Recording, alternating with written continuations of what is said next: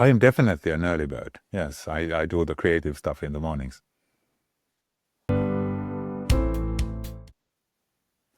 Winter. No, Finland is not that cold, or southern Finland is not, but yeah, I just like colder weather, yes.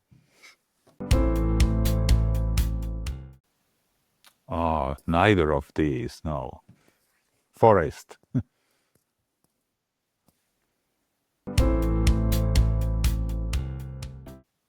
This is easy, better algorithms. Better algorithms because we do have problems where we cannot have so much data. So whereas, of course, always if we have more data, we should gather it. But I mean, not all problems are solvable by just collecting more data, even though some in the community might be claiming so. This depends on who I'm talking to. So if I'm talking to an AI scientist, I would say definitely not. You need to learn the domain expertise.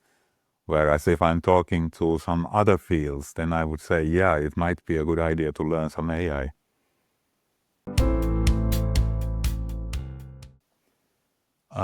Crappy AGI in 5 years, really good fun, might take even longer. Well, I have to say that I'm not a big fan or believer in the idea that let's first build some really all-powerful AI and then use that to solve all our problems. We might get stuck to the first step. So but on the other hand, the idea of having tools that are reasonably broadly applicable, of course, that's a goal worth pursuing. And to an extent, we already have that. I don't think that many of us, including myself, would have thought that 10 years ago that we will have tools that are actually helpful across a broad range of tasks. That is an achievement.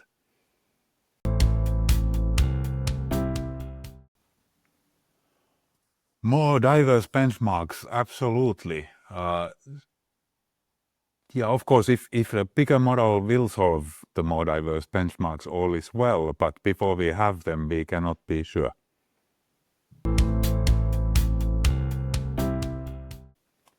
Yes, but not alone.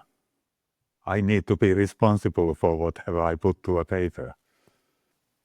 Yeah, I mean, of course, it should be okay to use tools as long as you are actually signing off for what you produce with your tools.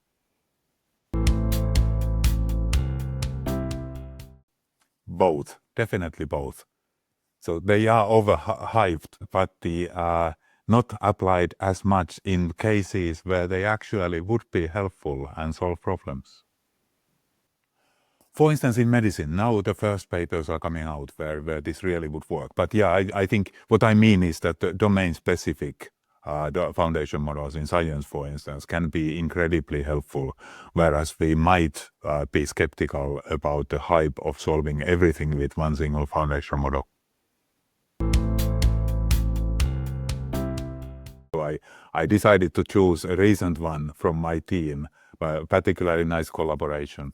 This enables doing experimental design, which is actually interpretable, so modeling based ultimately, in speeds that are actually feasible. Earlier that wasn't possible by using the newest amortization techniques.